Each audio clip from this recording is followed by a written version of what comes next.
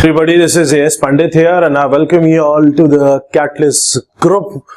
आज हम बात करने वाले हैं, स्टार्ट करने वाले हैं अपनी पॉलिटी की सीरीज, जिसको हमने एक बढ़िया सा इंटरेस्टिंग नाम दिया है जीरो टू हीरो, क्योंकि हम यहाँ पे आपको क्लासेस देने वाले हैं from the very very very very basic. Polity का पी भी अगर आपको नहीं पता है तो वहां से उठा के आपको POLITY तक लेके जाएंगे और दिमाग के अंदर हर चीज चिपका देंगे। जैसे कि हमारी हिस्ट्री क्लासेस चल रही हैं और आप लोगों को काफी मजा आ रहा है, हमें भी पढ़ाने में, मुझे भी पढ़ाने में बहुत मजा आ रहा है, क्योंकि आप लोगों को मजा आ रहा है। अगर आपको समझ में आता है तो ऑटोमेटिकली, क्योंकि मैं एक टीचर हूं तो टीचर को तो मजा आता ही है जब बच्चों का रिस्पांस अच्छा आता है और उनको सब समझ में आता है। हमारा एम है कि हम सारी की सारी चीजें आपको यहीं पे प्रोवाइड कर दें और इंटरेस्टिंग वे में, जिससे कि आपको कहीं भी किसी भी जगह जाने की रिक्वायरमेंट ना पड़े। बात करेंगे आज हम पॉलिटी के बहुत ही बेसिक से पॉइंट से। देखो, कुछ पॉइंट हम हिस्ट्री में कवर करते हैं, जैसे फॉर एग्जांपल मॉडर्न हिस्ट्री के पार्ट में जब हम आते हैं तो जब हम एंड कर रहे होते हैं तो उस टाइम पे मैं कुछ पार्ट कवर कराने वाला हूं, constituent assembly, drafting committee, cabinet, mission plan, उन सब चीजों के बारे में हम वहां पे डिस्कस करके उस चीज को कंप्लीट करेंगे। आज जो हम इंडियन पॉलिटी का लेक्चर उठाएंगे वो हम उठाएंगे कॉन्स्टिट्यूएंट असेंबली से। देखो, क्या सिस्टम था कि एक फाइनल कैबिनेट प्लान आया था, उसके बाद एक कॉन्स्टिट्यूएंट असेंबली का फॉर्मेशन हुआ 6 दिसंबर, मेरी बात को ध्यान से सुनना, 6 दिसंबर 1946 में एक असेंबली बनाई गई, एक कॉन्स्टिट्यूएंट असेंबली बनाई गई जिसमें लोगों को इकट्ठा किया गया। एक चीज ध्यान रखना, इंडियंस को अपने डिसीजन लेने की एबिलिटी, पावर और तरीका सोचने का टाइम पहली बार दिया गया था। मतलब पहली बार हमारे हाथ में खुद के डिसीजन, खुद की कंट्री के लिए कोई भी पॉलिसी या कोई भी चीज बनाने की अपॉर्चुनिटी पहली बार इंडियंस के हाथ में आई थी। वरना इससे पहले ब्रिटिशर्स, उससे पहले मुगल्स, और हिस्ट्री आप कनेक्टिंग ले सकते हो। मतलब India as a whole India अभी तक कभी भी लोगों के हाथ में पावर नहीं आई थी। पहली बार ऐसा हुआ कि कॉन्स्टिट्यूएंट असेंबली बनाई गई और कहा गया कि आप अपने लिए जो भी चीजें आगे ले जाना चाहते हो उनका एक बेसिक सी डॉक्यूमेंट तैयार करो कि कौन कौन सी चीजें कैसे कैसे कैसे आप करने वाले हो। 6 दिसंबर को कॉन्स्टिट्यूएंट असेंबली फॉर्म हुआ। 9 दिसंबर को कॉन्स्टिट्यूएंट असेंबली की मीटिंग हुई। 9 दिसंबर को जब मीटिंग हुई तो उसके जो हेड थे वो डॉक्टर सचिदानंद थे। उनको 9 दिसंबर को एज अ प्रेसिडेंट फिक्स किया गया, बट वो थोड़े टाइम के लिए प्रेसिडेंट थे। 11 दिसंबर को जब मीटिंग हुई, डॉक्टर राजेंद्र प्रसाद, कौन से पीरियड की बात हो रही है?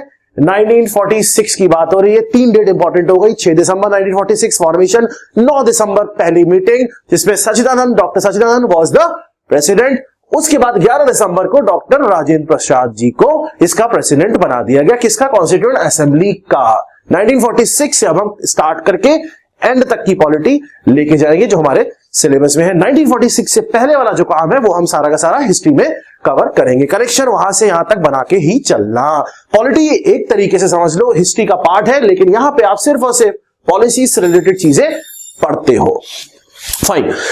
1946 में कॉन्स्टिट्यूएंट असेंबली बन गई। कॉन्स्टिट्यूएंट असेंबली के अंदर 8 कमेटी तैयार की गई, 8 कमिटीज, 8 कमेटी तैयार की गई। काउंट कर सकते हो, 1 2 3 4 5 6 7 8, ये 8 कमेटी के हेड है। इन लोगों को काम दिया गया अलग अलग दिशाओं में, ये काम करना है। कॉन्स्टिट्यूएंट असेंबली में जो 8 कमेटी थी उसमें से एक कमेटी थी जिसका नाम था ड्राफ्टिंग कमेटी, जिसको बेसिक सा बहुत बड़ा काम दिया गया था कॉन्स्टिट्यूशन ड्राफ्ट करने का। देखो क्या होता है, इंडियन कॉन्स्टिट्यूशन का मतलब क्या होता है? इंडियन कॉन्स्टिट्यूशन एक वर्ल्ड का सबसे बड़ा रिटन डॉक्यूमेंट है। पहली चीज तो ये है, हम लोगों को कॉन्सेप्ट समझना, इंडियंस को पॉलिसी बनाने के लिए, चीजें बनाने के लिए, अपना आगे का जो फ्यूचर है वो ड्राफ्ट करने के लिए, कैसे लोग काम करेंगे, कैसे चीजें काम करेंगी, वर्कआउट करेंगे, उनके लिए एक डॉक्यूमेंट तैयार करना था।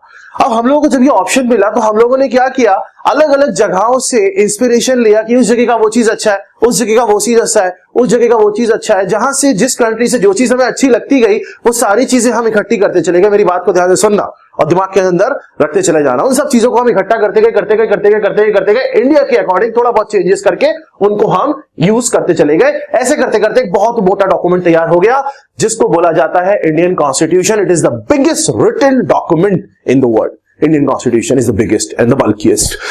बहुत सारी चीजों को इकट्ठा किया गया, जगह से उठाया गया, उसका हम अलग से, जब मैं कंटिन्यूशन में लेके जाऊंगा, जैसे लेके जाऊंगा वैसे ही चलना, अपना दिमाग मत लगाना, दिमाग मेरा लगेगा, मेहनत आपकी लगेगी मैं सारी चीजें कनेक्ट करना जानता हूं, दिमाग में कनेक्शन आपके बैठा दूंगा, सिर्फ आपको रिवीजन रेगुलर नोट्स के साथ करना है। जो अभी आप पेन और पेपर लेके बैठे हो उसमें शॉर्ट फॉर्म में जो जो मैं बोल रहा हूं उसको नोट करके सर्कल करते जाना, बाद में उनको कनेक्ट करके माइंड में बना लेंगे। मैंने आपको बताया था कि 1946 कॉन्स्टिट्यूशन असेंबली बन गई, 8 कमेटी तैयार की गई, 8 में से एक कमेटी को काम दिया गया ड्राफ्ट करो, उसने अलग अलग जगह से चीजें उठाई, इंडियन सिनेरियो के हिसाब से चीजों को थोड़ा बहुत मोल्ड किया, थोड़ा बहुत चेंज किया और डॉक्यूमेंट तैयार किया जिसको बोला गया Indian constitution, biggest written document. Indian constitution तैयार करने के बाद जब भी आप कोई बुक लेते हो तो बुक से पहले आप इंडेक्स प्रीफेस पढ़ते हो, पढ़ते नहीं हो बट होता है, वो बता रहा होता है कि इस बुक के अंदर क्या क्या चीजें हैं, कैसी कैसी चीजें हैं, क्या क्या इसमें होने वाला है, ये क्या चीज समझाएगी बुक, ये बुक का बेसिक क्या है। जब भी कॉन्स्टिट्यूशन तैयार किया गया, कॉन्स्टिट्यूशन से पहले तैयार किया गया एक डॉक्यूमेंट जिसको बोला जाता है, एक डॉक्यूमेंट क्या, एक इंडेक्स मान लो कॉन्स्टिट्यूशन का, जिसको बोला जाता है प्रीएम्बल। प्रीएम्बल तैयार किया गया। एक चीज ध्यान रखना, जो ड्राफ्टिंग कमेटी के हेड थे वो थे mister B.R. Ambedkar, he was the head of the drafting committee and the most important person, सबसे इंपॉर्टेंट आदमी जो कॉन्स्टिट्यूशन से रिलेटेड है, ध्यान रखना मिस्टर B.R. अम्बेडकर। अब हम आगे बढ़ते हैं नेक्स्ट पॉइंट पे। जो पहला इंडेक्स तैयार किया गया उसको बोला जाता है प्रीएम्बल। प्रीएम्बल का मतलब क्या होता है, लेट्स अंडरस्टैंड दैट। मैंने आपको बताया प्रीएम्बल ये बताता है कि ये जो बुक है, ये जो डॉक्यूमेंट है, इस डॉक्यूमेंट के अंदर क्या क्या चीजें किस किस तरीके से क्यों लिखी गई है और उनका बेसिक ऑब्जेक्टिव क्या है और क्या फॉलो किया गया है ये लिखते टाइम, ये बताता है प्रीएम्बल। इंडेक्स, ऑब्जेक्टिव, पर्पस, हर चीज प्रीएम्बल बताता है। मतलब आप ये कह सकते हो प्रीएम्बल पूरे के पूरे कॉन्स्टिट्यूशन का समरी है। जब भी कोई इंसान कोई कॉन्स्टिट्यूशन में कहीं भी चीज, किसी भी चीज को लेके कंफ्यूज होता है तो वो सीधा सीधा प्रीएम्बल को रेफर करता है, प्रीएम्बल देख के उसको आइडिया लग जाता है। जैसे आप कभी कोई टॉपिक ढूंढते हो तो प्रीएम्बल इंडेक्स है, वो आपको बताएगा कि इस टॉपिक में अगर ये कंफ्यूजन है तो ये टॉपिक इस सब बड़े वाले टॉपिक के अंडर में आता है। समझ में आ गया? जैसे कोई चीज कोई कंफ्यूजन हुआ कि अच्छा ये क्यों लिखा गया है, देख लेते हैं। बेसिक क्या है, ये है। तो प्रीएम्बल एक बेसिक है, एक ऑब्जेक्टिव है। प्रीएम्बल लिखा गया। प्रीएम्बल लिखते टाइम बहुत सारी चीजों का ध्यान रखा गया जिसमें इंडिया के लोगों का सबसे ज्यादा ध्यान रखा गया, क्योंकि बेसिकली आपको हमेशा से पता है कि चाहे कोई भी अथॉरिटी इंडिया के अंदर आई हो, चाहे वो मुगल साम्राज्य हो, चाहे वो आपका ब्रिटिश एम्पायर हो, कभी भी लोगों के बारे में किसी ने बहुत अच्छे से नहीं सोचा। कुछ लोग थे भी बट स्टिल वहां पे फिर भी उनका मोनार्की चलता था। जैसे अकबर का अगर मैंने बोला, बट स्टिल वहां पे राजा का बेटा राजा ही बनता था, सिस्टम थोड़ा सा अलग था, डेमोक्रेटिक नहीं था।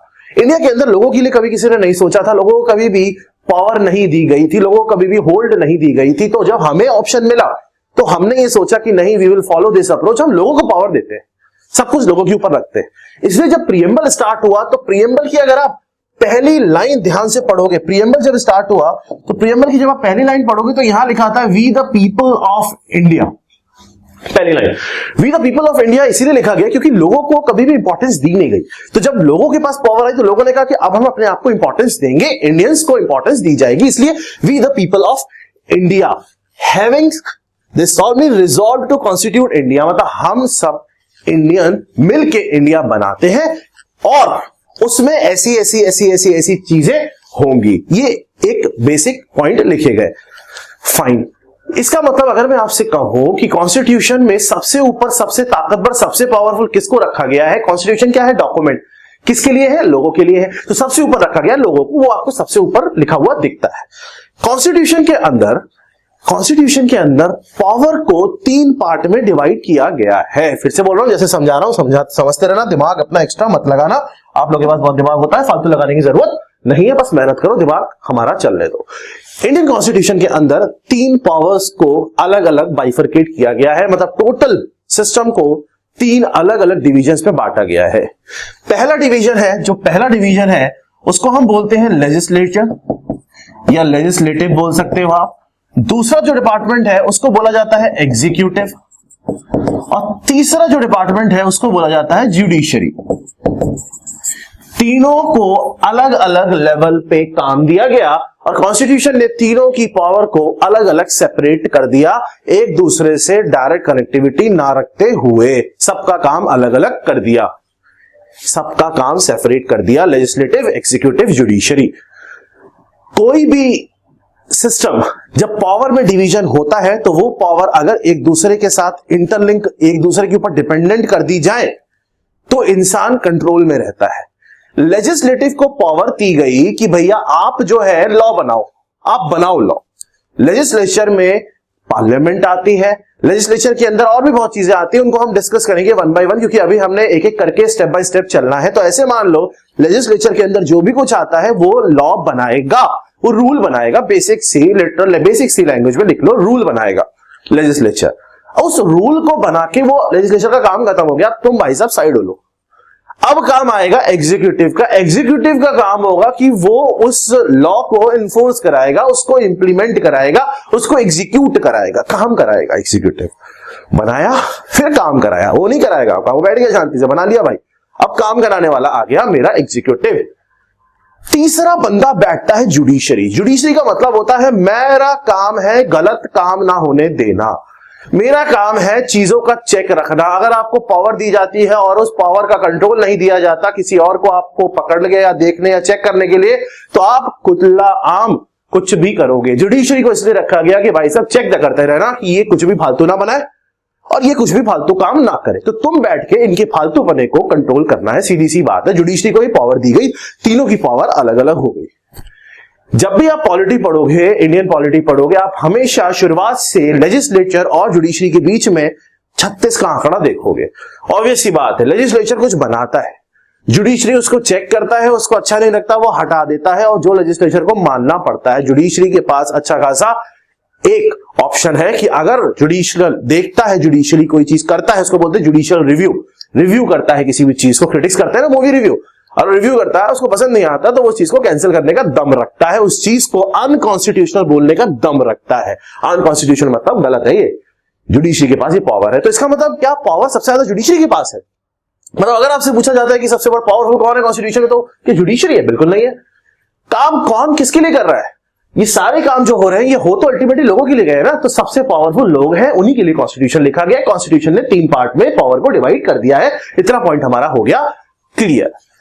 अब कॉन्स्टिट्यूशन की जो पावर्स हैं इनको डिवीजन मिल गया, इनको काम मिल गया करने के लिए, बनाने के लिए और चेक करने के लिए। इतना हमें समझ में आ चुका है, 3 पार्ट्स का डिवीजन। अब आगे बढ़ते हैं। जब हम प्रीएम्बल में आगे बढ़ते हैं तो यहां लिखा होता है to constitute India into a, अब ध्यान से सुनना, sovereign socialist secular democratic republic. देखो ये इंडेक्स है, इंडेक्स में से समझा रहा हूं, आपको समरी मिल जाएगी। एक बार समरी मिल गई then you can go on with each and everything. यहां भी वही सिस्टम चलेगा। I will give you 6 overview classes जिनसे आपका पूरा का पूरा पॉलिटी का डेटम क्लियर हो जाएगा। उसके बाद इंडेप्थ घुस के उसको कवर अप करेंगे। बहुत मजा आता है अगर डेटम मिल जाता है, बेसिक मिल जाता है, चीजें पता होती कहां से क्या रिलेट करना है। तो यहां से सब कुछ रिलेट करना है एक्चुअली। अब स्टार्ट होता है मेरा प्रीएम्बल का main part, sovereign socialist secular democratic Republic. अगर आप यहां पे ध्यान से देखो तो यहां पे इन्होंने एक नंबर डाला है, ये 1, और इस नंबर के बाद यहां इन्होंने यहां लिख दिया है कि भाई ये 42nd अमेंडमेंट एक्ट 1976 में ऐड हुआ था। देखो एक्चुअल में क्या था मैं आपको समझाऊं। जब 1976 में कुछ चेंजेस किए गए इस प्रीएम्बल के अंदर, कुछ चेंजेस मतलब अब क्या होता है ना, जैसे 46 के अंदर कॉन्स्टिट्यूशन असेंबली बनी, उन्होंने उस कॉन्स्टिट्यूशन को लिखा, मतलब अपना डॉक्यूमेंट लिखा, उस डॉक्यूमेंट को एनफोर्स कर दिया 26 जनवरी 1950 में। 26 जनवरी 1950 में एनफोर्समेंट हो गया, मतलब लागू हो गया, ऐसे मान लो 26 जनवरी 1950 में। अब 26 जनवरी 1950 से लेकर आज तक अगर सिर्फ वही चीज करेंगे, मतलब रिजल्ट मान लिया कि नहीं अब वही है तो वही है, तो प्रॉब्लम हो जाएगी ना। टाइम के साथ साथ तो लोग बदलते हैं ना, टाइम के साथ साथ थिंकिंग बदलती है, तो टाइम के साथ साथ चीजें भी बदलनी पड़ती है। तो इसीलिए एक प्रोविजन रखा गया कॉन्स्टिट्यूशन के अंदर, डॉक्यूमेंट के अंदर, कि अगर टाइम बदलता है, टाइम के साथ साथ लेजिस्लेचर को चीजें ऐसी लगती हैं कि वो चीजें नई इंप्लीमेंट कर सकता है, टाइम के साथ साथ वो चीजें रिक्वायर्ड हो जाती हैं, तो उस चीजों को कॉन्स्टिट्यूशन में डाल सकता है। और जब भी ऐसा कोई चेंज या एडिशन या सब्ट्रैक्शन किया जाएगा उसको नाम दिया जाएगा अमेंडमेंट। तो कॉन्स्टिट्यूशन में एक पॉइंट रखा गया कि आप अमेंड भी कर सकते हो, बट पॉइंट ये है वो अमेंडमेंट आलतू फालतू नहीं होना चाहिए। अमेंड कर सकते हो, चेंज कर सकते हो। यहां पे एक अमेंडमेंट का वर्ड लिखा है कि भाई यहां पे 42nd मतलब 42वां टाइम ये अमेंड हुआ था, उससे पहले 41 टाइम्स हो चुका होगा। 42nd अमेंडमेंट 1976 के अंदर यहां पे कुछ एक्स्ट्रा वर्ड डाले गए जिनको बोलते हैं सोशलिस्ट और सेकुलर, ये डाले गए। कुछ पॉइंट, कुछ चीजें हुई थी, उनको हम कनेक्ट करेंगे जब हम पहुंचेंगे वहां पे 76 में। अभी तो हम 50 पे ही बात कर रहे हैं, अभी तो हम प्रीएम्बल पे ही बात कर रहे हैं, 1 बाय 1 चलते हुए चलेंगे। उस टाइम पे ये दो वर्ड डाले गए, सोशलिस्ट और सेकुलर। इससे पहले सिर्फ सोवरेन डेमोक्रेटिक रिपब्लिक हमारे पास लिखा हुआ था यहां पे।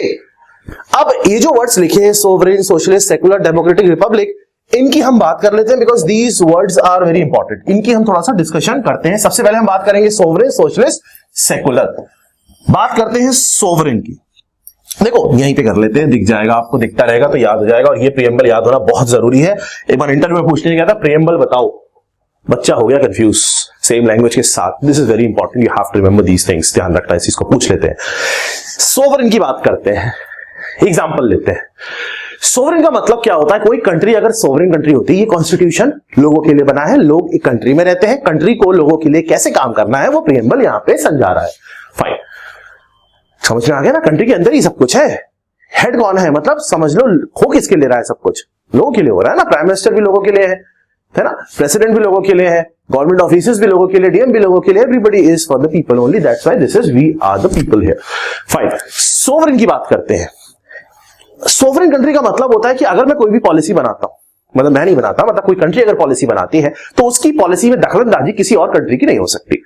मतलब अगर इंडियन गवर्नमेंट कोई पॉलिसी बनाती है, बनाने वाला कौन होता है? लेजिस्लेचर। अगर कोई पॉलिसी बनाया जाता है उस टाइम पे किसी और कंट्री का कोई भी इंफ्लुएंस उस पॉलिसी पे नहीं हो सकता, चाहे वो इंडिया की फॉरेन पॉलिसी ही क्यों ना हो, कोई इंटरफेरेंस नहीं होगा। इंडिया एक सोवरेन कंट्री है, वो अपनी पॉलिसी, अपनी चीजें अपने अकॉर्डिंग बना सकती है। ये हो गई बात प्रेजेंट सिनेरियो की, ये 1947 के इंडिपेंडेंस के बाद की। उससे पहले तो नहीं था ना। 1947 से पहले क्या सिनेरियो था? ब्रिटिश थे यहाँ पे। हमारी कोई भी पॉलिसी बनती थी कंट्री की, उसमें ब्रिटिश का दखलंदाजी ब्रिटिश तो करते थे। इसका मतलब उस समय इंडिया सोवरेन नहीं था, उस समय इंडिया सुजरेन था। दो तरीके की हमारे सिस्टम होते हैं, एक तो सोवरेन, एक होता है सुजरेन। सुजरेन का मतलब होता है कि वहां पे किसी और कंट्री की दखलंदाजी होती है पॉलिसी बनाने में, फॉरेन पॉलिसी बनाने में, कोई भी पॉलिसीज बनाने में किसी और कंट्री का डायरेक्ट इन्वॉल्वमेंट होता है, उसको बोलते हैं सोवरेन। हमारी कंट्री जो है वो है सोवरेन और सोवरेन रहेगी, ऐसा ये प्रीएम्बल बोलता है, क्योंकि कॉन्स्टिट्यूशन के अकॉर्डिंग कंट्री को चल रहा है, कंट्री के अंदर लोग रहते हैं, लोगों के लिए सब कुछ होना चाहिए। सोवरेन का मतलब समझ में आ गया। सोवरेन और सोवरेन मतलब, सोवरेन का मतलब होता है कि कोई भी दखलंदाजी नहीं, हम अपने मन से करेंगे, जो हमें करना है वो चेक करने के लिए मेरे पास जुडिशरी है और काम करवाने के लिए एग्जीक्यूटिव है। बाहरी कंट्री भाई साहब वही रहो। दूसरा वर्ड आता है यहां पे socialist. Very important, confusing word, लोग बड़े कंफ्यूज होते हैं सोशलिस्ट के लिए। दो चीजें होती हैं, मैं आपको समझाऊं। सोशलिस्ट सिस्टम होता है एक, ठीक है, एक कम्युनिज्म सिस्टम होता है, कम्युनिस्ट। मैं आपको समझाता हूं सोशलिस्ट और कम्युनिस्ट का डिफरेंस, तो आपको समझ में आ जाएंगी चीज है। आज आप गवर्नमेंट को टैक्स देते हो, आज गवर्नमेंट कुछ आपसे पैसा लेती है, जीएसटी लेती है, टैक्स लेती है, और ऐसा कहा जाता है कि वो टैक्सेस जो है, और ऐसा होता भी है, जब भी गवर्नमेंट कोई रोड बनाती है, जब भी गवर्नमेंट कोई पॉलिसी निकालती है, गरीबी हटाओ कुछ ऐसी पॉलिसी निकालती है, कोई गरीब बच्चों के एजुकेशन के लिए कोई पॉलिसी निकालती है, मतलब बेसिकली जब भी गवर्नमेंट पैसा टैक्स कलेक्ट करती है तो उस टैक्स कलेक्ट करने का एक ही होलसेल रीजन होता है, लोगों के लिए अच्छा करना, लोगों के लिए कुछ नया बनाना, नया डेवलप करना, लोगों को आउटपुट में कोई चीज देना। वी द पीपल, है ना, लोगों के लिए करती है। प्रीमियम में लिखा तभी करती है, वरना क्यों करेगी? अगर आपको टैक्स कलेक्ट किया जाए और ऐसी चीजों में ना खर्चा करके किसी बड़ी कंपनी, इसके दो तीन जो बड़ी कंपनी है उनको पैसा दिया जाए, आपके ऊपर ना खर्चा किया जाए और उनसे कहा जाए कि आप करो, तो वो होती है कैपिटलिस्ट सिस्टम, जहां पे गवर्नमेंट का मेन फोकस होता है बिजनेस। मेन फोकस होता है बिजनेस की भाई बड़े बिजनेस बढ़ते रहे सिस्टम होता है, तो उनको पैसा दिया जाए। इंडिया में ऐसा नहीं होता है। इंडिया में क्या होता है कि भाई पैसा लेके, टैक्स लेके लोगों को दिया जाता है, उनके लिए काम किया जाता है। दिया नहीं जाता, मतलब सब्सिडी दी जाती है, मान लो दिया भी जाता है, सब्सिडी चलती है, एलपीजी सब्सिडी कितने लोगों को मिलती है, तो वो टैक्स से ही तो मिलती है। जो आप टैक्स दोगे वो टैक्स का पैसा किसी गरीब के पास जाएगा in the form of subsidy. तो इसका मतलब इंडिया के अंदर ये सिस्टम चलता है, इसको बोलते हैं सोशलिज्म। सोशलिज्म ये सिस्टम हमें फॉलो करना होता है, इसको बोलते हैं सोशलिज्म। बेसिक सोशलिज्म मान लो, इंडिया के अंदर एक्चुअली बात करोगे तो डेमोक्रेटिक सोशलिज्म है, उसकी हम बात करेंगे आगे चल के। एक होता है कम्युनिज्म, चाइना।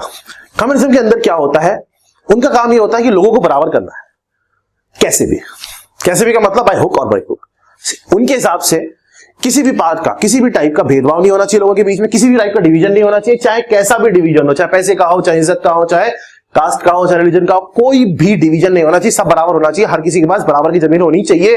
मतलब अगर किसी जमींदार के पास बहुत बड़ी जमीन है, जाओ मारो, पीटो, छीनो वो जमीन, और वो जमीन बाकी गरीबों के अंदर बांट दो, रॉबिनहुड टाइप। वो होती है कम्युनिस्ट सिस्टम। तो सोशलिस्ट सिस्टम और कम्युनिस्ट सिस्टम का एक ही बेसिक अप्रोच है कि लोगों के लिए करना, लेकिन तरीका अलग है। सोशलिज्म काम करता है ग्रेजुअल प्रोसेस, धीरे धीरे टैक्स कलेक्ट कर लिया आराम से, शांति से, बिना टेंशन दिए, बिना टेंशन लिए। कम्युनिज्म सिस्टम अलग है, वो कहता है अभी अभी आते हैं, मारेंगे तुमको, छीनेंगे तुमसे, अब बांट देंगे सबको, ये हमारा सिस्टम है, सब बराबर हो।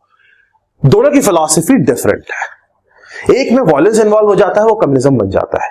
कंफ्यूज मत होना, कम्युनिज्म और कम्युनलिज्म में वहां पे LA अलग आ जाता है, वो रिलीजन से रिलेटेड है। ये कम्युनिज्म है, वो कम्युनलिज्म है, वो अलग अलग चीजें, बच्चे कंफ्यूज जाते हैं। कंफ्यूज नहीं होना, कम्युनिज्म इज डिफरेंट। कम्युनिस्ट और सोशलिस्ट ये अलग है, कम्युनलिज्म वो अलग है, वो रिलीजन है, उसकी बात नहीं कर रहे हैं हम यहाँ पे, कम्युनिज्म की बात कर रहे हैं। कम्युनिज्म का मतलब क्या होता है कि भैया कैसे भी करके चीजें बराबर कर देनी, सबको बराबर का एक भेदभाव हटाना है, दैट्स इट। कैसे भी मारो, पीटो, छीनो, जो भी करना है करो, गोली मारो, लेकिन बराबर करना है। सोशलिस्ट सिस्टम ऐसा नहीं होता है, उसका काम होता है लोगों के लिए करना, लेकिन तरीके से करना। भाई टैक्स ले लिया, जिसके पास ज्यादा पैसा है वो ज्यादा टैक्स देगा, ऐसी तो होता है, स्लैब बनते, टैक्स देना होता है, इसके ज्यादा पैसा है वो ज्यादा टैक्स देगा, इसके पास नहीं है बेचारा वो नहीं देगा, तभी तो गवर्नमेंट स्लैब बनाती है और वो वापस लोगों के लिए करती है जिसके पास नहीं। करने की कोशिश वही है, तरीका डिफरेंट है। तो हम यहां पे सोशलिस्ट रहेंगे ऐसा बोला जाता है। क्या हो गया, we the people of India, उसके बाद हम इंडिया के लोग हैं जो ऐसे ऐसे ऐसे ऐसे ऐसे, मतलब ये बेसिक काम होगा। अब आ जाओ तीसरे वर्ड पे, सेकुलर, सेकुलरिज्म। सेकुलरिज्म का मतलब होता है कि यहां पे ये प्रियम्बल ये बोलता है कि इंडियन कॉन्स्टिट्यूशन ये कहता है कि कंट्री का कोई रिलीजन नहीं है। इंडिया एक ऐसी कंट्री है जिसमें हिंदू, मुस्लिम, सिख, ईसाई, Christians, everybody is living, they are free to do anything. वो अपने हिसाब से अपना रिलीजन प्रोफेस कर सकते हैं कि भाई किसी को पूजा करनी है पूजा करो, किसी को नमाज पढ़नी है नमाज पढ़ो, किसी को चर्च जाना है church, everybody is free to do everything. India को किसी रिलीजन के साथ अटैच नहीं किया जाता। जैसे फॉर एग्जांपल मैं आपको बताऊं, पाकिस्तान सेकुलर कंट्री नहीं है। पाकिस्तान का जब आप नाम लोगे तो दुनिया में किसी के पास भी चले जाओ ये कहेगा इस्लामिक कंट्री है। इंडिया के नाम लोगे तो कोई ये नहीं बोलेगा ये हिंदू कंट्री है या ये इस्लामिक कंट्री है, ऐसे नहीं बोलेगा, बिकॉज इंडिया के कोई रिलीजन नहीं है। ऐसा क्यों नहीं है? क्योंकि ऐसा प्रियम्बल में बोला गया है, ऐसा मानना है हमें जिंदगी भर। क्योंकि प्रियम्बल जिन लोगों ने लिखा है उनके पास जितनी नॉलेज थी वो सारी नॉलेज लगा के, सोच समझ के, चीजें देख के, उस टाइम का सिनेरियो देख के, आगे का सिनेरियो सोच के उन्होंने कुछ लिखा जो हमें मानना पड़ेगा, क्योंकि हम उन्हीं से तो सीख रहे हैं ना। आपने सीनियर से तो सीखते तो मानना पड़ता है ना, उनके अगेंस्ट थोड़ी जाना होता है। और जाओगे तो फिर जुडिशरी में बैठा के गए, वो दिमाग था ना उनके पास। फाइन, तो इंडिया एक सेकुलर कंट्री है, उसका कोई रिलीजन नहीं है। यहां पे हर इंसान अपना रिलीजन फॉलो कर सकता है। ध्यान रखना, कंट्री सेकुलर है, लोग कोई भी रिलीजन फॉलो कर सकते हैं। कंफ्यूज मत करना, मेंस में जब क्वेश्चन आते हैं तो बच्चे उल्टा से लिख देते हैं। कंट्री सेकुलर है, कंट्री का कोई रिलीजन नहीं है, लोगों के रिलीजन है। यहाँ पे लोगों के पास अपने खुद के पर्सनल रिलीजन है, कोई भी रिलीजन वो फॉलो अप कर सकता है। सेकुलर के बाद आता है डेमोक्रेटिक रिपब्लिक। इंटरेस्टिंग, बच्चे कंफ्यूज हो जाते हैं। देखो ध्यान रखना, सोशलिस्ट और सेकुलर ये दो वर्ड बाद में ऐड किए गए, पहले नहीं थे। प्रियम्बल में पहले दो वर्ड नहीं थे, 42nd अमेंडमेंट 1976 के अंदर इन दोनों को ऐड किया गया था। पहले सिर्फ सोवरेन डेमोक्रेटिक रिपब्लिक लिखा था। डेमोक्रेसी का मतलब समझते हैं। देखो डेमोक्रेसी का मतलब होता है कि जो हेड होगा उसको इलेक्ट किया जाएगा। इंडिया के अंदर प्राइम मिनिस्टर को इलेक्ट करते हो ना, इलेक्ट करना होता है, वोट देने जाना होता है, मतलब लोगों के पास पावर होती है। डेमोक्रेसी का मतलब होता है जो पावर है लोगों के पास है, लोग अगर साथ में मिल जाए, यूनिटी दिखा दे तो वो कुछ भी कर सकते हैं। दे कैन चेंज एवरीथिंग और एनीथिंग व्हाटएवर दे वांट। आपने देखा था ना इस इलेक्शन में लोगों ने इतना वोट दिया बीजेपी को, सब कुछ चेंज हो गया। तो लोग कभी भी किसी को भी जिता सकते हैं, इतना पावर है। पॉइंट ये है कि उनको यूनिटी बनाना होता है, हमें हमेशा यूनिटी बनानी चाहिए। मैं हर जितने भी लोग देखते हो हमेशा यही सोचता हूं और हमेशा ये बोलता भी हूं कि आप लोग अगर यूनिटी बना के चलोगे तो सब कुछ अच्छा रहता है। बेसिक कोई भी चीज आके, कोई भी ऐसा इंसान आके आपको कुछ भी बोलता है और आप भड़क जाते हो, तो these are the things which should not be there, क्योंकि हम लोगों को यूनिटी बना के चलना चाहिए। हिस्ट्री में पढ़ा है ना, मैंने समझाया हिस्ट्री में कि अनमैनेज, मैनेज से अनमैनेज से अब हम मैनेज जा रहे हैं, तो we have to be a little bit managed, हमें मैनेज करना चाहिए, तो इन सब चीजों से दूर रहना चाहिए। फाइन, इसका मतलब यहां पे डेमोक्रेसी है, यहां पे लोगों के पास पावर है, लोग अपना हेड इलेक्ट कर लेंगे। यहां पे हमें डायरेक्ट राजा का बेटा राजा वाला सिस्टम नहीं चलने देना है, ना चलेगा। पहले चलता था ना, पहले चलता था, जब राजा होता था उसका बेटा राजा बनता था, ठीक। यहां पे ऐसा नहीं होगा, यहां पे इलेक्शन होंगे, इलेक्शन से हेड इलेक्ट किया जाएगा। ये हो गई डेमोक्रेसी। अब आ गई बात रिपब्लिक। रिपब्लिक का बहुत ही बढ़िया मीनिंग है। अब लोग कंफ्यूज हो जाते हैं डेमोक्रेटिक और रिपब्लिक के अंदर, मैं आपको समझाता हूं, एग्जाम्पल लेके समझते हैं। फॉर एग्जाम्पल, दो कंट्री है, इंडिया एक कंट्री है जो हमारी खुद की कंट्री है, हम जानते हैं इंडिया हमारी कंट्री है। दूसरी कंट्री मान लो फॉर एग्जांपल ब्रिटेन। इंडिया और ब्रिटेन दो कंट्री है। इंडिया के जो प्राइम मिनिस्टर होते हैं वो इलेक्टेड होते हैं, डेमोक्रेटिक है। प्राइम मिनिस्टर जो काम करता है, चलाता है, हेड। ब्रिटेन के जो हेड है प्राइम मिनिस्टर, वो भी सेलेक्ट होते हैं, इलेक्ट होते हैं। इसका मतलब दोनों कंट्रीज डेमोक्रेटिक है। डेमोक्रेसी को बहुत बढ़िया तरीके से एक्सेप्ट किया गया पूरे वर्ल्ड ने। सबसे नया सिस्टम है ये डेमोक्रेसी, लेकिन एक्सेप्ट वाइडली एक्सेप्टेड, इतना कभी कहीं पे भी एक्सेप्टेंस नहीं आई है। लोगों को पावर दोगे तो कंट्रीज आगे बढ़ती हैं, ऐसा सोचा जाता है, होता भी है एक्चुअल में। इंडिया और ब्रिटेन, मेरी बात को ध्यान से सुनना, दोनों के अंदर इलेक्शंस होते हैं, दोनों के अंदर प्राइम मिनिस्टर हेड को इलेक्ट किया जाता है कंट्री के। बट यहां पे एक थोड़ा सा आता है डिवीजन। क्या? इंडिया का जो हेड ऑफ स्टेट है, हेड ऑफ स्टेट, स्टेट का मतलब एक स्टेट नहीं, हेड ऑफ स्टेट, जैसे प्रेसिडेंट। इंडिया का जो हेड ऑफ स्टेट है वो है प्रेसिडेंट। ब्रिटेन की जो हेड ऑफ स्टेट है वो है क्वीन। प्रेसिडेंट को इलेक्ट किया जाता है या प्रेसिडेंट का बेटा प्रेसिडेंट बनता है? इलेक्ट किया जाता है। इनडायरेक्टली होता है, बट होता तो वही है ना। आप जिनको इलेक्ट करते हो वही तो इलेक्ट करते हैं ना। इसका मतलब यह है कि इंडिया के अंदर प्रेसिडेंट इलेक्टेड है तो इंडिया रिपब्लिक हो गया, क्योंकि यहां पे prime minister, head of the country and head of the state, दोनों लोगों को इलेक्ट किया गया है तो वो रिपब्लिक हो जाता है। तब दोनों चीजें इलेक्टेड होती हैं। अगर सिर्फ प्राइम मिनिस्टर इलेक्टेड होता तो डेमोक्रेटिक होता। ब्रिटेन के अंदर prime minister is the elected one, democratic है, रिपब्लिक नहीं है, क्योंकि वहां पे क्वीन का ही सिस्टम चलता है, लेगेसी चलती है वहां पे धीरे। इसका मतलब यह हो गया कि वहां पे ब्रिटेन के अंदर रिपब्लिक सिस्टम नहीं चलता है, डेमोक्रेटिक इज देयर। समझ में आ गया होगा। इसका मतलब हमने कुछ वर्ड्स यहां पे क्लियर कर लिए हैं। वी द पीपल का मतलब समझ लिया है। सबसे ऊपर लोग होंगे, बाकी लोग सब उनके लिए काम करेगी पूरी गवर्नमेंट, चाहे वो लेजिस्लेटिव हो, चाहे एग्जीक्यूटिव हो, चाहे फिर वो जुडिशरी हो। काम लोगों के लिए होगा, लोग हेड है, उन्हीं के लिए डॉक्यूमेंट लिखा गया, जिसको बड़ा डॉक्यूमेंट बोलते हैं कॉन्स्टिट्यूशन। कॉन्स्टिट्यूशन के अंदर काम जब भी किया जाएगा, कैसे किया जाएगा, ये चीजें ध्यान रख के, sovereign, socialist, secular, democratic, Republic. Sovereign, हमारा कोई सिस्टम में बाहर का इन्वॉल्वमेंट नहीं है, हम अपने हिसाब से सिस्टम बना सकते हैं। सोशलिस्ट, लोगों के लिए करना है, अच्छे से करना है, आराम से करना है, टैक्स कलेक्ट करना है, लोगों की गरीबी या प्रॉब्लम्स ऐसी चीजें दूर करने के लिए उन पैसे को खर्च करना है, किसी बड़ी कंपनी को या किसी एक चीज को फॉलो अप नहीं करना है। सेकुलर कंट्री का कोई रिलीजन नहीं है, लोगों का अपना रिलीजन है। डेमोक्रेटिक मतलब head of the country elected होगा, प्राइम मिनिस्टर इलेक्टेड होगा। रिपब्लिक मतलब प्रेसिडेंट भी इलेक्टेड होगा, हेड ऑफ द स्टेट भी इलेक्टेड होगा।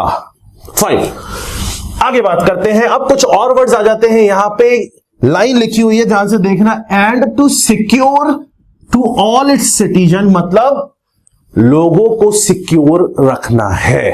किन किन चीजों को लेके? जस्टिस, लिबर्टी, इन सब चीजों को ध्यान रखना है, सिक्योर, लोगों को बचा के रखना है। इन चीजों की वजह से प्रॉब्लम नहीं आनी चाहिए। Fraternity, equality and fraternity. Justice का मतलब होता है सोशल, इकोनॉमिकल, पॉलिटिकल, कैसा भी जस्टिस हो, हर इंसान को एक जैसा माना जाएगा। मतलब जस्टिस के सामने अगर कोई गलत करता है तो उसको एक जैसा माना जाएगा। अगर कोई लॉ बनता है तो हर इंसान उस लॉ के लिए सेम होगा, चाहे वो कैसा भी हो। उसमें ना तो किसी की पावर, ना किसी का रिलीजन, किसी भी चीज को रेफर किया जाएगा। लॉ मतलब सबके लिए वो सेम है और उस चीज के लिए लोगों को सिक्योर किया जाएगा।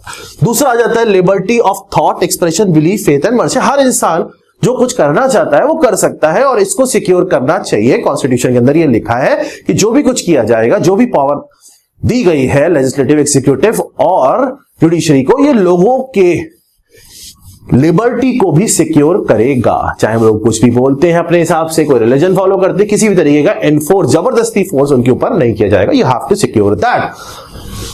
Equality of status and opportunity and to promote among them all. हर तरीके की अपॉर्चुनिटी हर इंसान के लिए सेम होगी, बराबर होगी, चाहे कोई कहीं पे कैसा भी हो, कैसा भी हो, सबके साथ सेम तरीके की अपॉर्चुनिटी दी जाएगी। 2-3 पॉइंट में यहां कंफ्यूजन, कॉन्ट्रडिक्शन आते हैं, मैं समझाता हूं अभी। लास्ट दिया है फ्रेटर्निटी, मतलब ब्रदरहुड, भाईचारा। ब्रदरहुड का मतलब हो गया fraternity assuring the dignity of the individual and the unity and the integrity of the nation. अनेकता में एकता, क्या मतलब हुआ? अनेकता में एकता मतलब लोग हैं, सबके साथ में एकता है और उनके आसपास में भाईचारा होना चाहिए।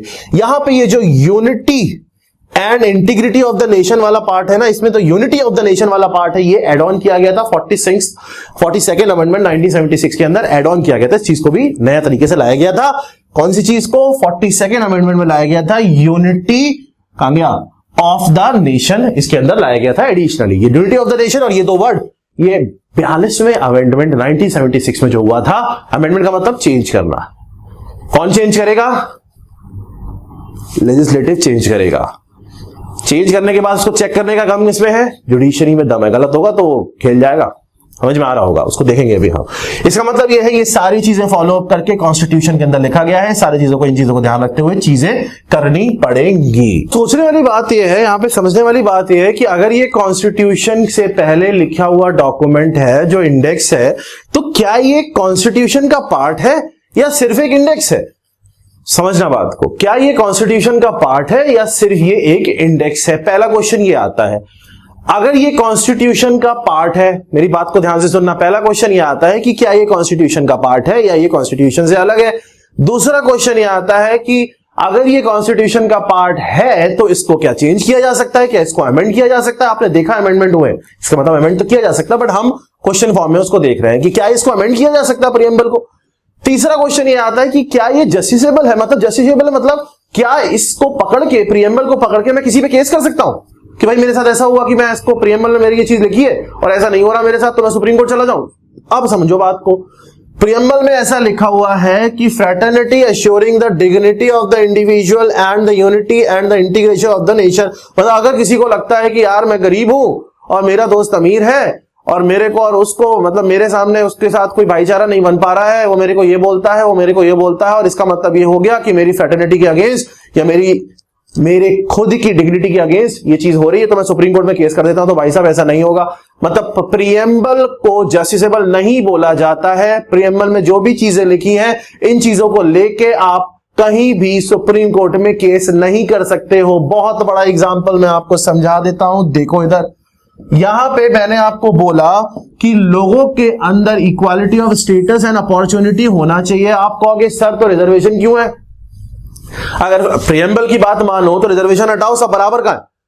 इसका मतलब ऐसा नहीं है। प्रीएम्बल पे पॉइंट लेके, बेस लेके आप कभी किसी भी के ऊपर केस नहीं कर सकते।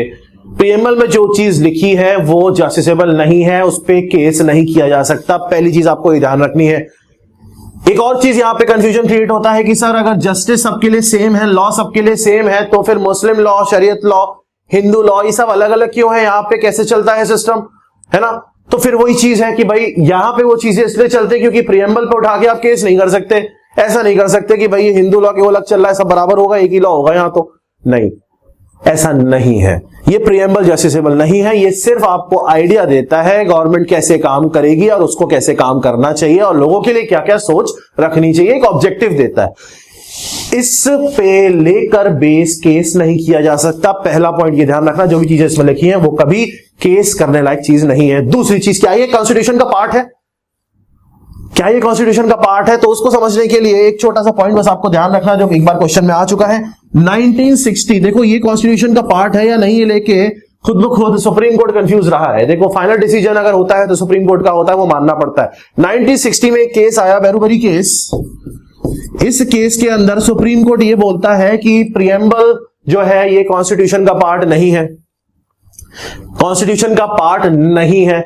कब से स्टार्ट हुए थे हम? 46 से स्टार्ट हुए थे, 50 में एनफोर्स करा दिया था, प्रीएम्बल पढ़ रहे थे, थोड़ा सा आगे गए। मैंने आपको बताया जैसे जैसे टाइम चेंज होता जाएगा नई नई चीजें आती जाएंगी, वो नई नई चीजें आती जाएंगी, तो उन नई चीजों को अकोमोडेट करना पड़ेगा, कॉन्स्टिट्यूशन के अंदर लाना पड़ेगा, और वो लाने के लिए कॉन्स्टिट्यूशन में चेंजेस करने पड़ेंगे, और वो चेंजेस के लिए उसको अमेंडमेंट नाम दिया गया है। अमेंडमेंट करना पड़ेगा, चेंज करना पड़ेगा। अमेंडमेंट करेगा कौन? लेजिस्लेटिव करेगा। सही है या नहीं है फाइनल कौन करेगा? जुडिशरी करेगा। किसके लिए करेगा? लोगों के लिए करेगा। बात यहां पे एक चीज क्लियर हो गई। 1960 के अंदर कोई केस आया, बैरोबरी केस, उसमें बोलता है सुप्रीम कोर्ट कि भैया प्रीएम्बल जो है ये पार्ट नहीं है कॉन्स्टिट्यूशन का। 1973 के अंदर एक बहुत ही इंपॉर्टेंट केस आया, केशवानंद भारती केस, जिसने इंडियन कॉन्स्टिट्यूशन के लिए बहुत बहुत बहुत बड़ी चीज कर दी। 1973 में क्या हुआ उसको समझेंगे। मैं आपको एक पॉइंट समझाऊंगा, बेसिक स्ट्रक्चर डॉक्ट्रिन, जो 1973 में निकल के आया था कि एक बेसिक स्ट्रक्चर होता है, आप सब कुछ अमेंड कर सकते हो लेकिन एक बेसिक स्ट्रक्चर है उसको नहीं छेड़ोगे। क्यों आया था मैं अभी समझा देता हूं, पहले लाइन से चलेंगे तो समझ में आएंगी चीजें। तो 1973 के अंदर कुछ ऐसा हुआ उस केशवानंद भारती केस में कि सुप्रीम कोर्ट ने अपने ही डिसीजन को चेंज करके बोला कि नहीं, प्रीएम्बल जो है ये पार्ट ऑफ कॉन्स्टिट्यूशन है, this is the part of constitution. बिल्कुल, इसका मतलब दो चीजें यहां क्लियर हो गई, एक तो जस्टिसेबल नहीं है, केस नहीं कर सकते, दूसरा ये कॉन्स्टिट्यूशन का पार्ट है। अब आ गई बात अमेंडमेंट की कि भाई अगर पार्ट है तो अब इसको अमेंड भी किया जा सकता है, तो बिल्कुल किया जा सकता है। अमेंडमेंट किया गया है, चेंजेस लाए गए हैं 1976 में, 42nd अमेंडमेंट में इसमें कुछ चीजें डाल दी गई। एक स्टेप अब आगे लेके जाते हैं और आगे लेके जाते हैं। अब क्या हुआ, जैसे जैसे टाइम बढ़ता चला गया, नई नई चीजें आती चली गई, नई नई चीजें अमेंड होके ऐड होती चली गई, चेंजेस आते चले गए कॉन्स्टिट्यूशन के अंदर।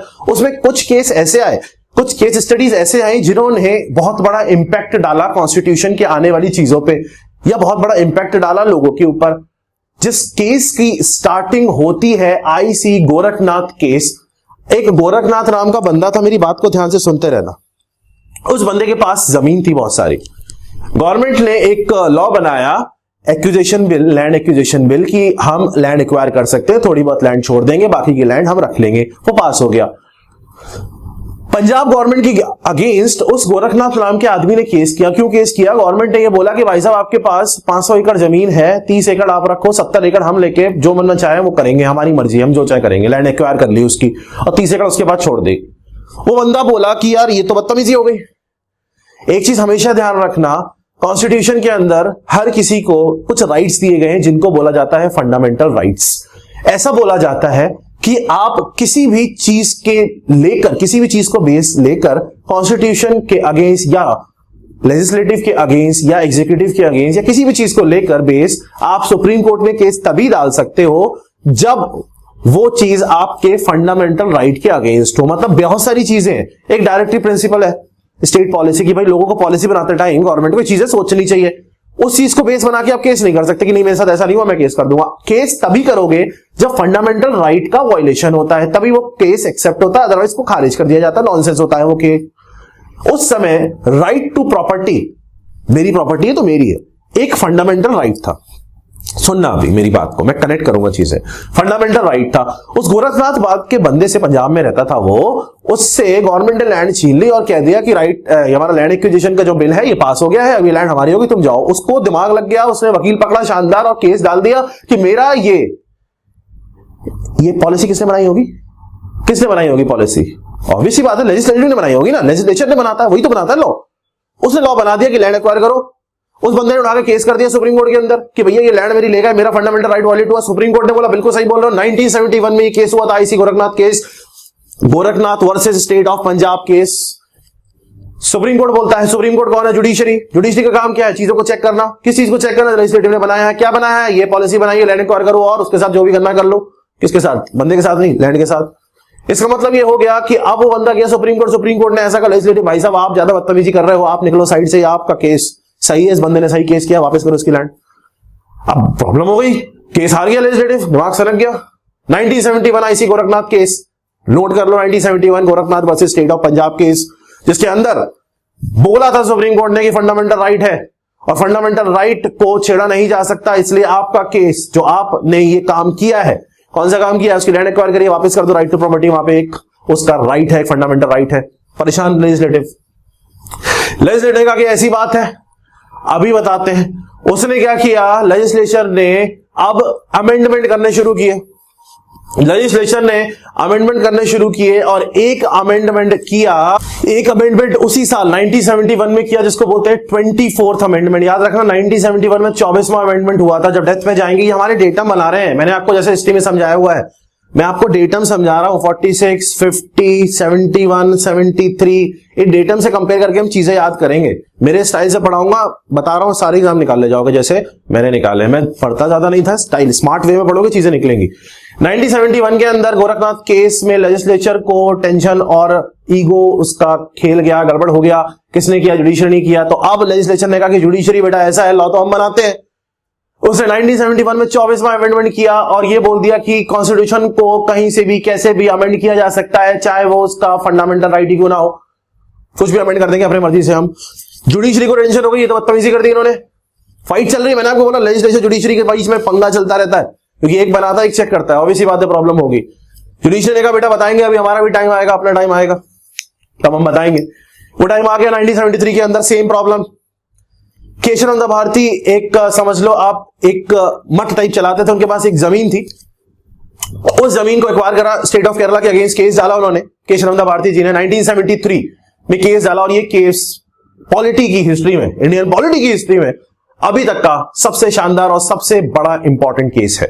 1973 के अंदर नोट कर लो, Kesavananda Bharati versus state of Kerala case चला सुप्रीम कोर्ट में। स्टेट ऑफ केरला गवर्नमेंट का केस है, किसके अगेंस्ट? किसी बंदे के अगेंस्ट, केशवानंदा भारती के अगेंस्ट केस चला। उस केस के अंदर 1973 के अंदर फिर यही सेम चीज हुई। अब जुडिशरी ने कहा बेटा आ जाओ, अब तो हमारे पास है गेम, अब हम खेलेंगे। तुमने एक बार खेल लिया अमेंडमेंट करके। अब उसने सुप्रीम कोर्ट ने यहां पे एक नया सिस्टम बनाया जिसको बोला जाता है डॉक्ट्रिन ऑफ बेसिक स्ट्रक्चर, या कॉन्स्टिट्यूशन का एक बेसिक स्ट्रक्चर होगा। उस बेसिक स्ट्रक्चर को कभी नहीं छेड़ा जा सकता है। उस बेसिक स्ट्रक्चर के अंदर जुडिशरी ने बहुत सारे ऐसे पॉइंट डाल दिए जिन पॉइंट से बदतमीजी नहीं की जा सकती। मतलब लेजिस्लेचर के पास अगर फ्री अमेंडमेंट की पावर दे दी गई तो वो तो कुछ भी अमेंड कर देगा। कल ये कह देगा जुडिशरी तो हम संभालेंगे, जुडिशरी जज कल से सब्जी बेचेंगे। समझ में आ रहा है ना? उसने अमेंडमेंट करा। मेरी बात को समझो, 1971 में गोरखनाथ का केस में गोरखनाथ जीता और वहां पे उसको लैंड वापस करना पड़ा क्योंकि जुडिशरी ने उस चीज को बोला। लेजिस्लेटिव ने उस चीज को चेंज किया और बोला मैं आज से एक नया अमेंडमेंट करता हूं। जब मेजॉरिटी में होती है कोई पर्टिकुलर पार्टी तो वो कुछ भी करा सकती है। आप करंट सिनेरियो देख रहे हो, कोई भी चेंज ला सकती है गवर्नमेंट अगर उसके पास मेजॉरिटी है। हम पढ़ेंगे उस चीज को आगे पॉलिटी में क्या सिस्टम चलता है। वहां पे मेजॉरिटी की वजह से उन्होंने फिर से अमेंडमेंट करा लिया और ये कह दिया कि हम कोई भी चेंज ला सकते हैं, जिसकी वजह से एक रिस्क आ गया कि अगर गवर्नमेंट कोई भी अमेंडमेंट करा के कोई भी चेंज ला सकती तो कल तो वो ये भी बोल सकती है कि जुडिशरी हटाओ, आप संभालेंगे जुडिशरी, हमारा बंदा संभालेगा। ये है भाई साहब, ये मिनिस्टर है संभालेगा कल से। और मिनिस्टर का पता नहीं वो जानता है कि नहीं जानता। और जुडिशरी वाले जैसे कहते हैं आप भाई साहब सब्जी बेचो, सैलरी दे देंगे, सब्जी बेचो। लेकिन जुडिशरी को लगा बदतमीजी करेंगे। 1973 में जब केस आया जुडिशरी के पास कोई ऐसा ही सेम टू सेम, जुडिशरी का अब हम बताते हैं क्योंकि जुडिशरी को तभी इन्वॉल्वमेंट आ सकता है जब उसके पास इन्वॉल्वमेंट की बात पहुंचे या कोई ऐसी चीज हो जहां पे उसका इन्वॉल्वमेंट दिखाना पड़े। 1973 में वो केस पहुंचा, जुडिशरी को मौका मिल गया, उन्होंने एक बेसिक स्ट्रक्चर का डॉक्ट्रिन बनाया और उसमें बहुत सारी चीजें ऐसी डाल दी जिसके अंदर लेजिस्लेटिव को बांध दिया कि कुछ भी अमेंडमेंट नहीं कर सकते हो। हर चीज का एक जुडिशियल रिव्यू होगा। एक नया word judicial review basic structure of constitution के अंदर ऐड कर दिया गया और बोल दिया गया कि इसको नहीं छेड़ा जाएगा। फंडामेंटल राइट्स भी था उसके अंदर। बेसिक स्ट्रक्चर का अलग से लेक्चर बनाऊंगा, जो सेकंड लेक्चर होगा वो बेसिक स्ट्रक्चर पे ही होगा क्योंकि ये जो 2 लेक्चर है ये पूरा पॉलिटी का बेस क्लियर कर देंगे आपका। उसके बाद आपको जो भी चीज समझाऊंगा ना आप समझ जाओगे बहुत easily. Basic structure 1973 Kesavananda Bharati versus state of Kerala case में बेसिक स्ट्रक्चर का डॉक्ट्रिन निकला जिसके अंदर बहुत सारे पॉइंट्स डाले गए। उसमें एक पॉइंट डाला गया जुडिशियल रिव्यू, जुडिशियल डालना था, उसने जुडिशियल रिव्यू का पॉइंट डाला। जुडिशियल रिव्यू का मतलब होता है कोई भी पॉलिसी कोई भी लॉ बनेगा जुडिशियल उस पर रिव्यू कर सकता है, खुद ब खुद रिव्यू कर सकता है, केस का वेट नहीं करेगा, खुद ब खुद रिव्यू कर सकता है। और जुडिशियल रिव्यू करने के बाद अगर उसे लगता है कि ये सही चीज नहीं है तो वो उस पर्टिकुलर लॉ को, उस पर्टिकुलर पॉलिसी को अनकॉन्स्टिट्यूशनल डिक्लेयर कर सकता है और कैंसिल कर सकता है। वहीं पे अपना काम कर लिया, लेजिस्लेचर फिर से लग गया, बदतमीजी ज्यादा हो रही है। इसका मतलब ये है जुडिशरी ने यहां पे एक बहुत बड़ा चेंज लाया। वो चेंज ये लाया कि बेसिक स्ट्रक्चर की बात कर दी जिसके अंदर बहुत सारी ऐसी चीजें रख दी जिनको छेड़ा नहीं जा सकता। कॉन्स्टिट्यूशन एक ऐसी डॉक्यूमेंट है जो ऑब्जेक्टिव बताती है चीजें कैसे, क्यों, किसके लिए, कैसे, किसके लिए, किस तरीके से होनी चाहिए। उसका एक इंडेक्स है, वो है प्रीएम्बल, जो उसका पार्ट है। 1960 में पार्ट नहीं था, इसको पार्ट बाद में मान लिया गया, सुप्रीम कोर्ट नहीं माना था। अमेंडमेंट वो चेंज होता है जो चेंज किया जा सकता है कॉन्स्टिट्यूशन के अंदर। अमेंडमेंट करने वाला लोग होते हैं लेजिस्लेचर, लेकिन अमेंडमेंट फ्री अमेंडमेंट नहीं होता, कुछ भी अमेंड कर लो ऐसा नहीं होता है क्योंकि एक बेसिक स्ट्रक्चर होता है कॉन्स्टिट्यूशन का जिसको छेड़ा नहीं जा सकता। जुडिशियल ने बोला कि भैया आपको कोई चेंज करना, राइट टू प्रॉपर्टी हटाना है ना तो हटाओ, राइट टू प्रॉपर्टी के चक्कर में बवाल हो रहा है ना, हटाओ। आप एक्वायर करना चाहते हो करो। अभी लैंड एक्विजिशन का अलग सिस्टम बन गया है। सिस्टम ऐसा बन गया कि एक्वायर करोगे तो आपको कुछ टाइम उसको पैसा देना पड़ता है, वो भी डिपेंड होना पड़ता है कि उस बंदे को लैंड देनी है कि नहीं देनी, वोटिंग होती है। तो पॉइंट ऑफ सिस्टम बदल गया। लैंड एक्विजिशन अलग से डिस्कस करेंगे जब हम पॉलिटी इन डेप्थ बात करेंगे। अभी हम बात कर रहे हैं सिस्टम की, किस तरीके से हमारे सिस्टम कंटिन्यू चले थे। इसका मतलब यहां पे एक चीज हो गई कि कॉन्स्टिट्यूशन का एक बेसिक स्ट्रक्चर है, उसके अंदर बहुत सारी चीजें हैं, बेसिक स्ट्रक्चर की बात करेंगे। उन बहुत सारी चीजों को छोड़ के आप कुछ भी अमेंड कर सकते हो। राइट टू प्रॉपर्टी उसमें नहीं था, इसीलिए right to property fundamental right से हटा के लीगल राइट बना दिया गया था। बाद में लीगल राइट बना दिया गया था क्योंकि उसकी वजह से प्रॉब्लम होती थी ना, और गवर्नमेंट को लैंड चाहिए। कुछ लोग पुराने जमाने से लैंड लेके बैठे हैं, वहां पे कुछ रेलवे स्टेशन बनाना है, जंक्शन बनाना है, कुछ भी बनाना है कंटिन्यूटी के लिए, तो लैंड तो चाहिए होती है ना, लोग अपना जमीन तो देते नहीं है। तो उस टाइम उन्होंने कहा कि इसको हटाओ फंडामेंटल राइट से, इसको लीगल राइट बनाओ। लीगल एड बना दिया तो मतलब अब हम चीजें कर सकते हैं, ठीक है। तो जुडिशियल ये बोला ठीक है, ये कहीं ना कहीं हम इस चीज को समझ रहे हैं कि आपको रिक्वायरमेंट हो सकती है, कोई गवर्नमेंट हॉस्पिटल बनाना है, कुछ भी हो सकता है, लोगों के लिए करना है ना एटलीस्ट, रेलवे स्टेशन बनाना लोगों के लिए करना है ना एटलीस्ट, ठीक है फाइन।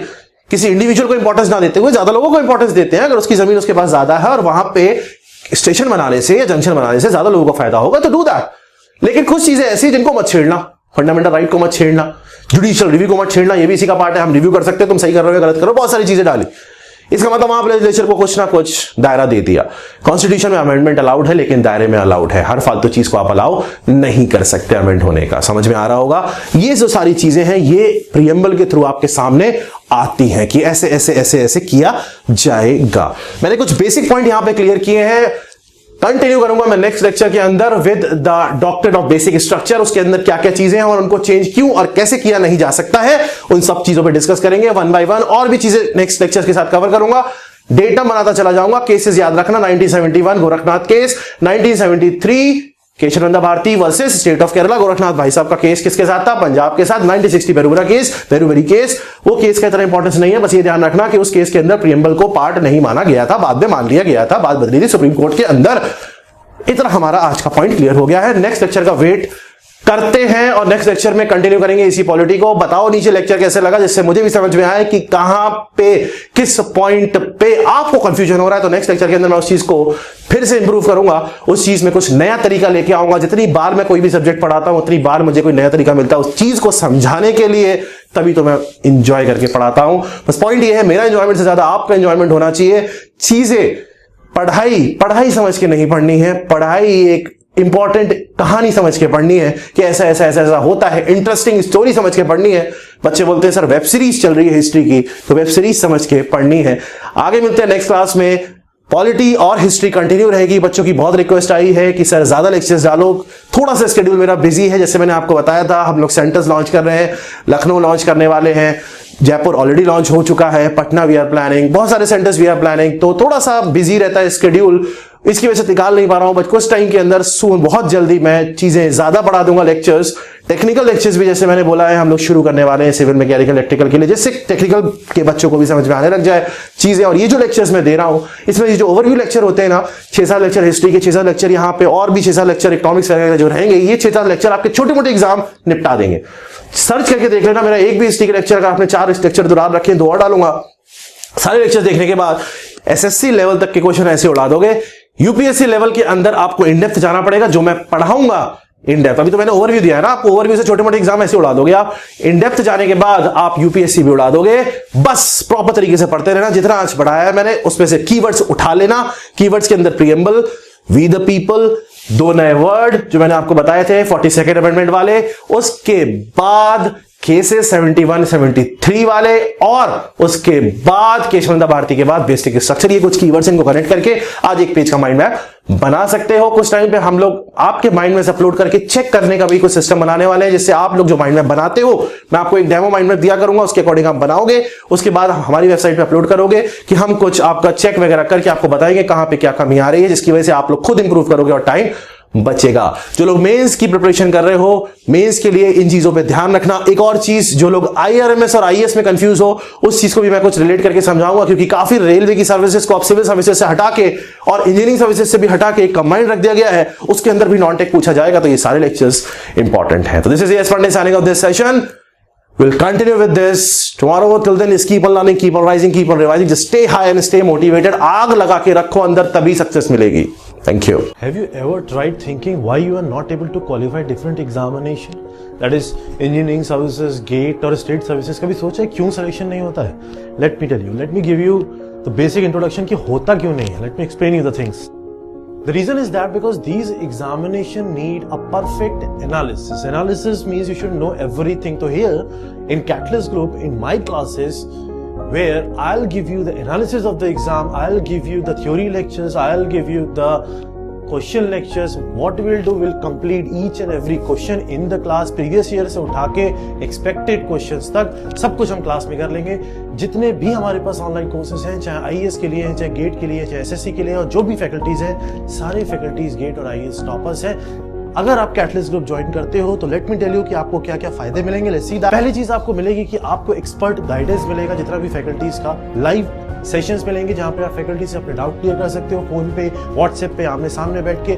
सब फैकल्टीज के लिए आपके पास अपॉइंटमेंट होगा, आप उनसे डायरेक्ट डिस्कशन कर सकते हो। साथ में हम आपको नोट्स देंगे जो हमारे स्पेशल माइंड मैप्स की फॉर्म में नोट्स होते हैं, जिसमें आपको याद करना ईजी रहेगा। कुछ मोटिवेशनल सेशंस होंगे, प्रोग्रेस एनालिसिस होंगी, नोट्स होंगे, हम अपना स्टडी मटेरियल आपको प्रोवाइड करेंगे, बुक्स आपको प्रोवाइड की जाएंगी, आपको A to Z each and everything provide किया जाएगा।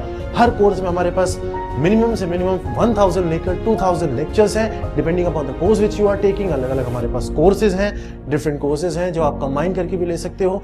तो everything we have for you. So I welcome you all to the Catalyst Group. Visit the link below. Call us for admissions. Our new version 1.1 is already launched and admissions are open under all our courses. Thank you.